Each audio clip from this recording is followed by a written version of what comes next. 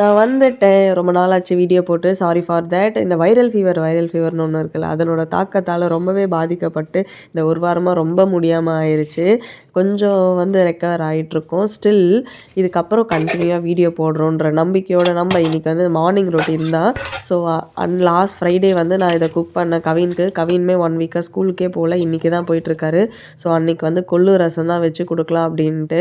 So எனக்குமே சுத்தமா உடம்பே முடியல. சரி அதனால் டக்குனு குயிக்காக பண்ணணும் அப்படின்றதுனால கொள்ளு ரசம் வைக்கலாம் அப்படின்ட்டு பிளான் பண்ணிட்டேன்.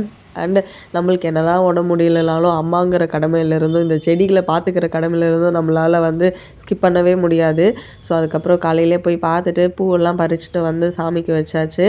அண்டு காலையிலே வேதும் பிடிச்சிடலாம் அப்படின்ட்டு வேது பிடிக்க தண்ணி எல்லாம் வச்சு ரெடி பண்ணி வேது பிடிச்சிட்டு அன்றைக்கி டே அமோகமாக கோலாகலமாக ரொம்பவே முடியாமல் ஆரம்பித்தது.